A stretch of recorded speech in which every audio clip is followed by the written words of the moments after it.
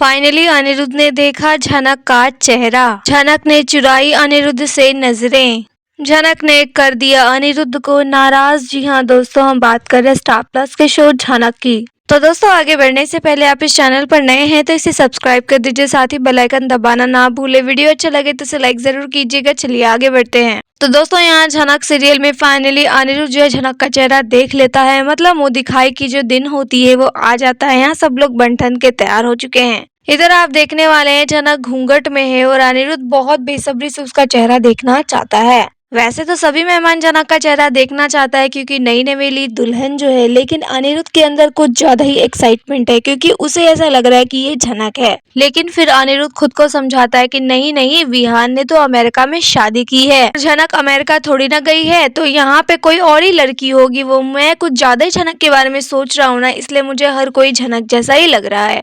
तो ये अनिरुद्ध खुद को बहुत ज्यादा समझाता है, लेकिन आप देखने वाले हैं अनिरुद्ध जो है गलत साबित होने वाला है। मतलब वो खुद को समझा रहा है कि ये झनक नहीं है, लेकिन वास्तव में वो झनक होने वाली है। और फाइनली यहाँ झनक का घूंघट उठाया जाता है। सब लोग झनक का चेहरा देख लेते हैं और उसके गिफ्ट देते हैं और यहाँ अनिरुद्ध भी झनक का चेहरा देख लेता है। झनक का चेहरा देखते ही उसे झटका तो लगता ही है, लेकिन वो काफी ज्यादा परेशान हो जाता है कि झनक यहाँ शादी हो गई, ये सब क्या हो रहा है। कई सारे सवाल उसके मन में होते हैं और झनक भी सिर्फ एक टकाटक अनिरुद्ध को ही देखती रहती है। फिर आप यहाँ देखेंगे कि अनिरुद्ध झनक के पास जाता है और उसको हाथ जोड़ के प्रणाम करता है। दोनों एक दूसरे को हाथ जोड़ लेते हैं क्योंकि भाई अब इन दोनों को नाटक जो करना है कि ये दोनों एक दूसरे को जानते नहीं है, पहली बार मिले हैं। तो विहान के सामने, बाकी के सभी घर वालों के सामने इन्हें नाटक करना है कि ये लोग अनजान हैं, पहली बार मिल रहे हैं। और यहाँ पे अनिरुद्ध जो है झनक को भाभी कहते हुए नजर आता है और साथ ही यहाँ पे वो विहान से कहेगा कि तुम्हारी बीवी बहुत सुंदर है और बहुत ज्यादा कुछ वो झनक से बात नहीं करेगा। लेकिन यहाँ पे आप देखेंगे कि झनक भी बहुत ज्यादा अपनी नजरें बचाती हुई नजर आएगी क्योंकि दोस्तों अब तक तो वो खुद को घूंघट में ले लेके छुपा रही थी, लेकिन अब तो वो रिवील हो चुकी है, उसका चेहरा दिख चुका है।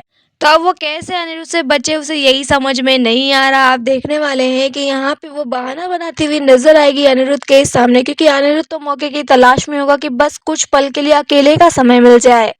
मैं झनक से सब कुछ पूछ डालूंगा, आखिर यहाँ आने की वजह क्या थी, गुजरात में यहाँ वो क्यों आई है। मैं तो उसे ढूंढने के लिए मुंबई जाने वाला था, यानी मैं अर्शित से झूठ बोल के आया हूँ कि मैं अपने दोस्त के घर तो आया हूँ लेकिन वापस कोलकाता आ जाऊंगा, लेकिन मैं यहाँ से कोलकाता नहीं मुंबई जाने वाला था तुम्हें ढूंढने के लिए, और तुम यहाँ आ गई। तुमने किसी को कुछ खबर भी नहीं दी। आदित्य भी तुम्हें लेकर कितने ज्यादा परेशान है, तुम्हें ढूंढ रहा है दर बदर, और तुम्हें किसी की फीलिंग्स की कोई चिंता नहीं है, और तुम यहाँ पे अवनी बन के बैठी हो। अवनी क्यों बनी तुम, मुझे बताओ।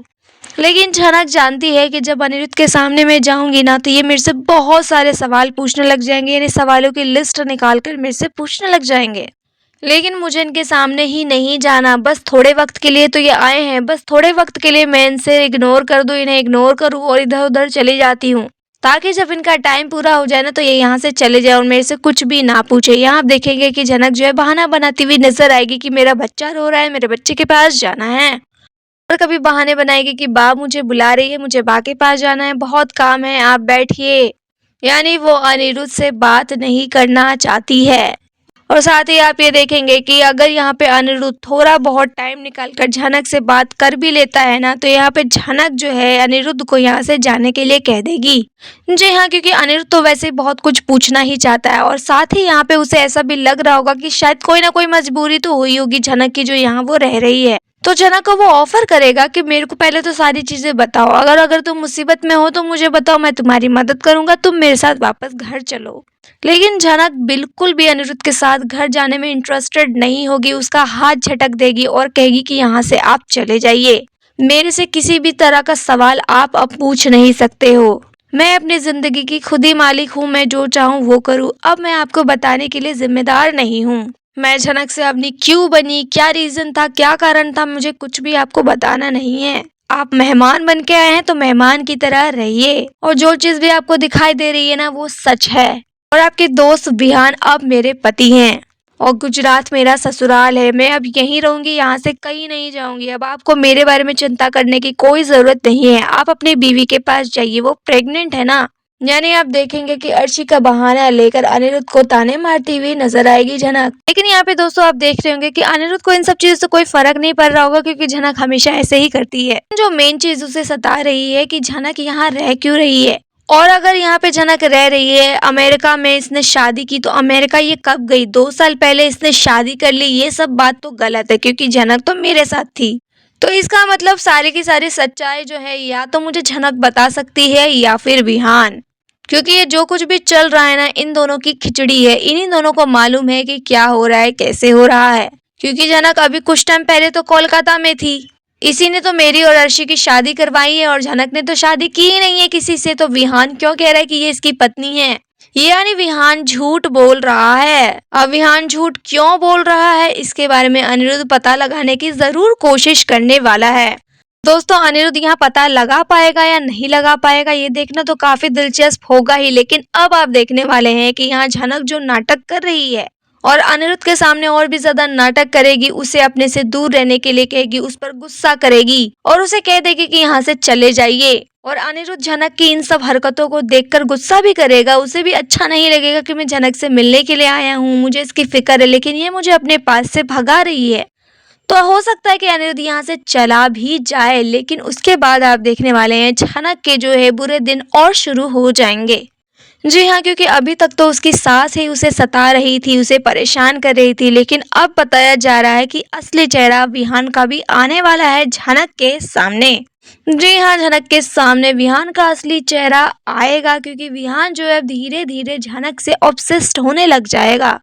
जी हाँ, झनक से वो ऑब्सेस्ड होने लग जाएगा, धीरे धीरे उसके प्यार में पागल हो जाएगा और झनक को बिल्कुल वैसे ही ट्रीट करेगा जैसे मानो वो उसकी असली बीवी हो। झनक भी धीरे धीरे करके विहान की इन हरकतों को नोटिस करेगी। और दूसरी बात ये है कि आप देखने वाले हैं कि विहान की हरकतें भी धीरे धीरे चेंज होने लग जाएगी। अभी तक तो वो झनक से एकदम अनजानों की तरह बिहेव करता था, उसे झनक के बारे में ज्यादा कुछ मालूम नहीं था, लेकिन अब वो झनक के करीब जाने की कोशिश करेगा, उसके पसंद नापसंद का ख्याल रखेगा और झनक को खुश करने की कोशिश करेगा। झनक भी ये सब नोटिस कर रही होगी कि ये एकदम एक हस्बैंड जैसे बिहेव कर रहे हैं।